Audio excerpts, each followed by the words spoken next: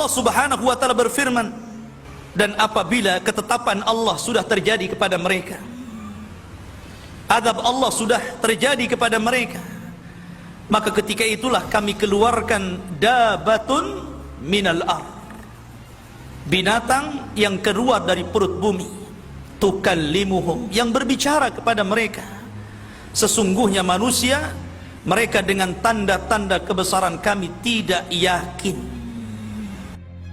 Binatang ini keluarnya dari Mekah atau dekat dengan Mekah, dan juga dia bisa masuk ke Madinah, bahkan ke Baitul Maqdis. Sebagian para ulama mengatakan bahwa munculnya binatang itu 1 atau 2 hari setelah terbit matahari dari barat.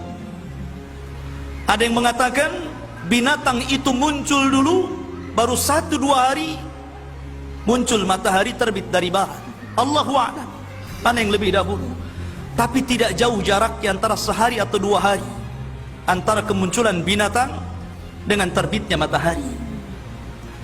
Lah dabah ini tugasnya yang pertama kali adalah memberikan stempel. Kalau dia seorang mukmin akan distempel dahinya, kemudian keluar cahaya. Kalau dia orang kafir akan diberi tanda di hidungnya sehingga menjadi gelap. Ketika itu nama-nama manusia terangkat, tidak ada orang memanggil dengan namanya. Panggilan ketika itu cuman ada 2, ya mukmin wa ya kafir. Sebagaimana dikatakan oleh Al-Imam Ibnu Jurayj dari Ibnu Zubair radhiyallahu anhu, bahwa dabah itu ra'suha ra'su thaurin, kepalanya seperti banteng. Kemudian ainuha ainul khinzir, matanya seperti mata babi.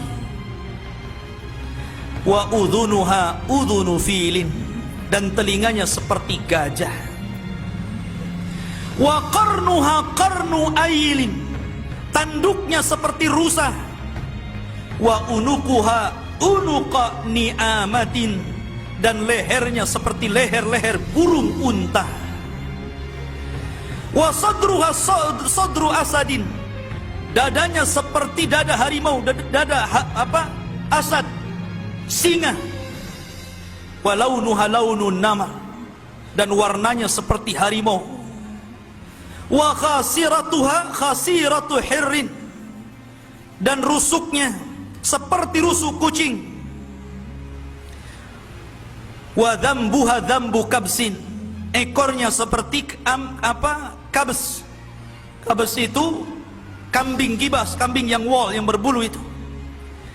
Wa qawaimuha qawaimu ba'irin, dan tingginya seperti unta.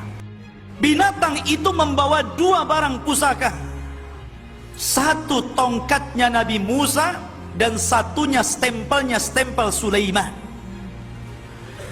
Jadi kalau dia memukul orang-orang yang beriman, maka akan dipukul oleh tongkat Musa dahinya dan akan bercahaya. Ada yang mengatakan sebaliknya, distempel-stempel Sulaiman kemudian akan bercahaya. Dan apabila ketemu orang kafir maka akan dipukul hidungnya sehingga gosong.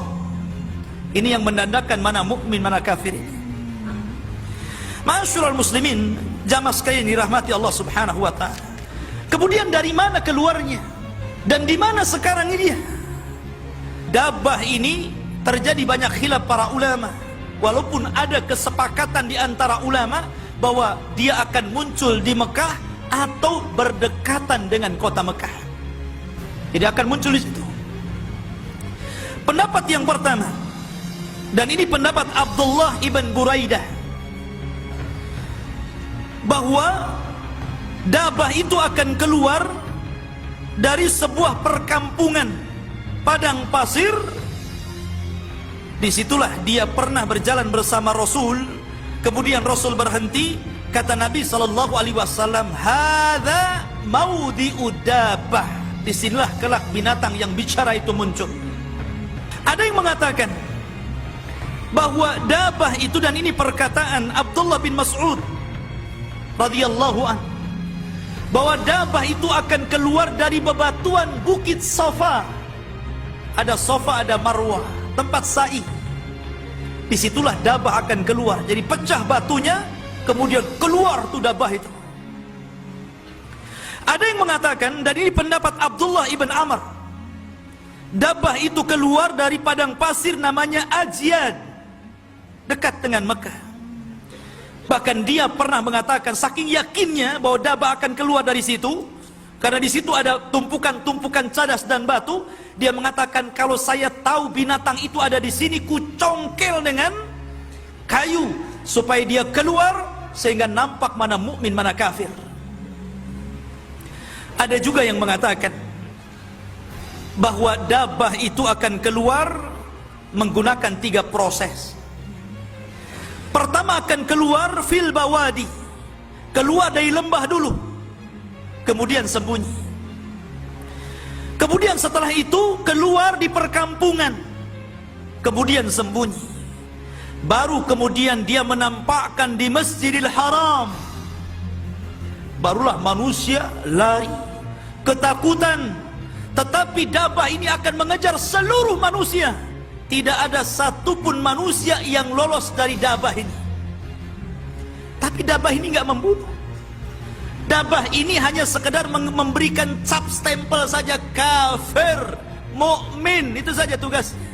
Kemudian bicara. Dia tidak membunuh seperti Dajjal.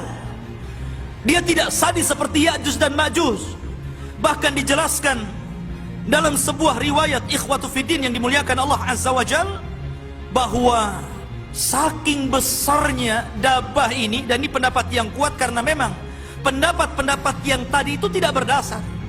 Ada yang mendasari pendapat-pendapat bentuk Dabah itu dari berbagai macam pendapat menggunakan hadis lemah. Terkadang hadisnya tidak sampai kepada Rasul sehingga ditolak banyak para ulama. Tetapi ada kemiripan satu dengan yang lainnya, bahwa binatang itu besar. Sebesar apa? Dijelaskan dalam sebuah hadis.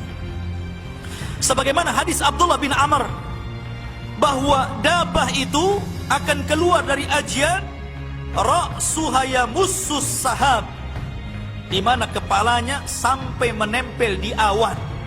Bahkan dijelaskan, wa ma kharajat rijluha minal ar, ketika kepalanya menempel di awan, kakinya belum keluar dari tanah.